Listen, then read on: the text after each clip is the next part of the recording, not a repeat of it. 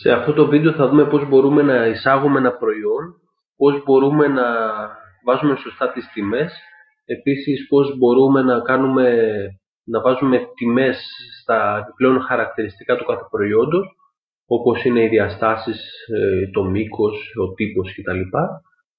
Καθώς επίσης θα δούμε και για τις φωτογραφίες των προϊόντων. Σαν δοκιμαστικό προϊόν θα χρησιμοποιήσουμε το FIT, τον αναπνευστήρα FIT. Μπορούμε να μπούμε στα προϊόντα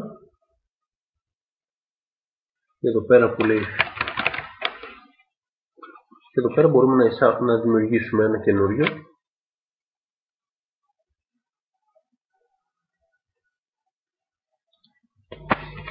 Όνομα είναι fit.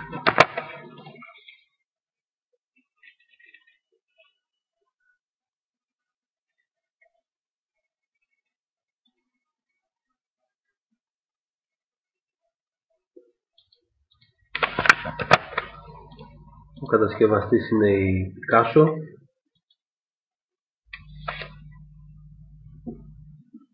Δεν υπάρχει περιγραφή. Αν υπήρχε περιγραφή, τη σύντομη περιγραφή βάζουμε εδώ πέρα, την ολοκληρωμένη εδώ πέρα.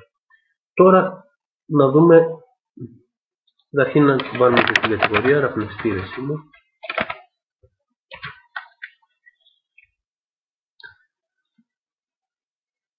Η τιμή λιανικής βλέπουμε ότι είναι 83 ευρώ και 42 λεπτά. Τώρα, για να βάλουμε την τιμή υπάρχουν ορισμένοι τρόποι. Ο ένας τρόπος είναι αν ξέρουμε την τελική τιμή, την τιμή λιανικής, όπως σε αυτή την περίπτωση. Σε αυτή την περίπτωση εισάγουμε εδώ πέρα την τελική τιμή που θέλουμε να έχει το προϊόν.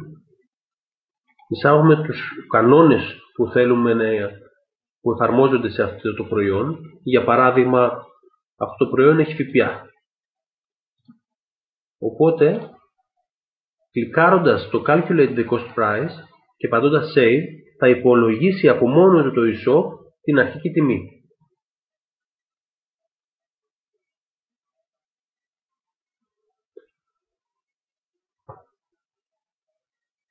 Βλέπουμε λοιπόν ότι σε αυτή την περίπτωση υπολόγισε και την αρχική τιμή, αλλά επειδή είναι Picasso και έχουμε ορίσει έναν κανόνα ειδικά για τα Picasso, υπολόγισε και την αρχική τιμή μείον του κέρδους.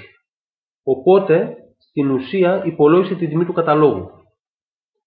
Θα μπορούσαμε να το κάνουμε και ανάποδα. Αν ξέραμε την τιμή του καταλόγου, η οποία είναι αυτή, 43 και 37, να το εισάγουμε εδώ πέρα και να μην πατήσουμε Calculate the Cost Price και να πατήσουμε αποθήκευση. Σε αυτή την περίπτωση βλέπουμε ότι υπολογίζει την τελική τιμή, η οποία ελαφρώς διαφέρει κατά 43 λεπτά, γιατί τα δεκαδικά ψηφία δεν μπήκαν ακριβώς όπως είχαν υπολογιστεί πριν. Αυτά είναι με την τιμή. Τώρα όσον αφορά τα χαρακτηριστικά, ας δούμε πρώτα για τις εικόνες. Έχουμε εδώ πέρα μία εικόνα παραπάνω. Να αποθηκεύσουμε την εικόνα.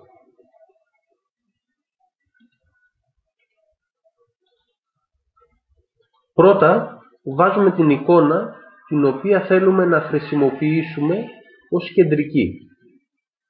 Ως εικόνα η οποία θα φαίνεται μόλις μπαίνει κάποιος στο προϊόν και από κάτω οι βοηθητικές, αλλά επίσης θα φαίνεται και στην κατηγορία, το thumbnail, βλέπουμε εδώ πέρα.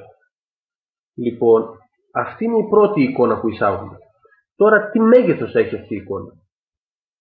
Στην ουσία δεν μας ενδιαφέρει τι μέγεθος, αλλά τι αναλογία διαστάσεων. Κάνοντας δεξί κλικ σε αυτήν την εικόνα, βλέπουμε ότι η αναλογία η οποία υπάρχει εδώ πέρα είναι 729 προς 547 ή αλλιώς 395 προς 296. Αυτή είναι η αναλογία. Και εμάς αυτό μας ενδιαφέρει. Υπάρχει μια σωστή αναλογία έτσι ώστε να μην σπάει το site. Λοιπόν, στην ουσία αυτή η αναλογία είναι 1000 προς 750. Τώρα πώς μπορούμε να επεξεργαστούμε φωτογραφίες? Με τη βοήθεια ενός site, το οποίο λέγεται pixellab.com, υπάρχουν αρκετά τέτοια site, μπορεί κάποιο να χρησιμοποιήσει το οποίο βολεύει τον καθέναν. Πατώντας την επεξεργασία το άνοιγμα νέας εικόνας, μπορούμε να πάρουμε εδώ πέρα τη φωτογραφία, πατάμε το crop, το σύμβολο του crop, είναι το εργαλείο το οποίο κόβει τη φωτογραφία στα μέτρα μας. Εδώ πέρα υπάρχουν δύο επιλογές, είτε θα το κάνουμε ακριβώς στα pixel ύψος και πλάτος, είτε θα το κάνουμε με αναλογία. Δηλαδή ο λόγος πλάτους προς ύψος να είναι σταθερός σε κάθε φωτογραφία. Είπαμε ότι ο λόγος είναι 1000/750 στο site μας, για να μην χαλάει. Λοιπόν, τώρα σε αυτή την περίπτωση θα δούμε ότι αυτό εδώ πέρα είναι ακριβώς ως η φωτογραφία, εφόσον την πήραμε από το e-shop, το οποίο ήδη αυτό σημαίνει ότι την είχαμε ήδη κόψει στα μέτρα μας. Στη συνέχεια πατάμε αποθήκευση και save. Να πούμε ότι καθώς το κόβουμε, κάνοντας αυτό, πατάμε Enter για να κοπεί. Αυτό είναι το πάτημα του Enter. Οπότε πάμε τώρα στη συνέχεια στην επεξεργασία του προϊόντος μας και βλέπουμε εδώ πέρα την καρτέλα Product Images. Κάτω πηγαίνοντας μας βγάζει την επιλογή Upload File. Επιλέγουμε τη φωτογραφία μας και πατάμε Save.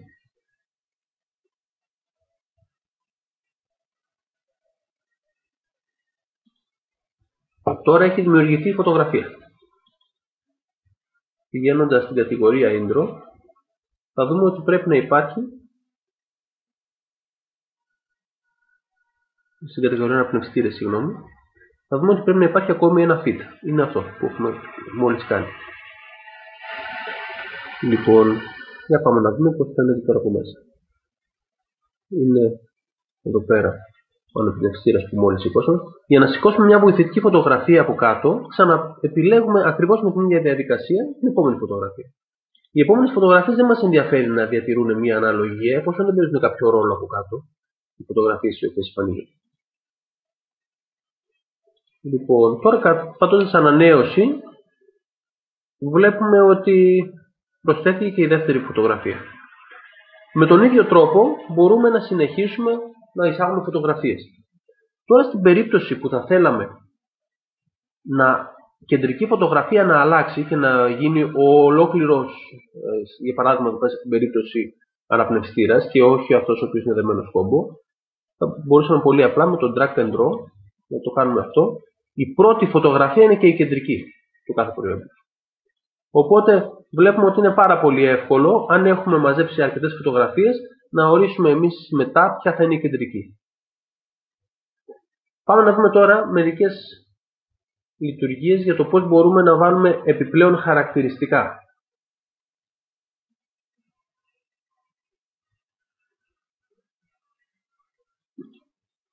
Και αυτό γίνεται από το Custom Fields.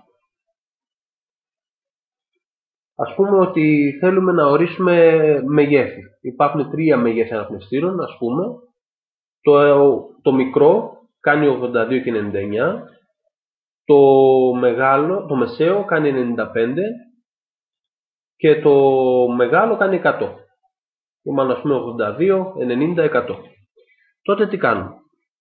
Εδώ πέρα υπάρχουν κάποια χαρακτηριστικά. Ένα από αυτά είναι το μέγεθος. Επιλέγουμε τα 3 μεγέθη. Μέγεθος, μέγεθος, μέγεθος.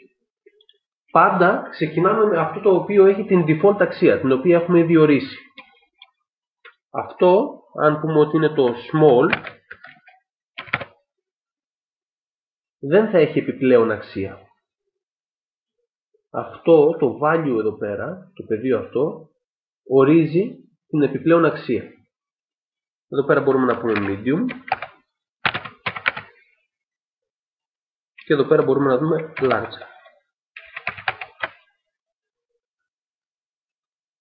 Και πατάμε save.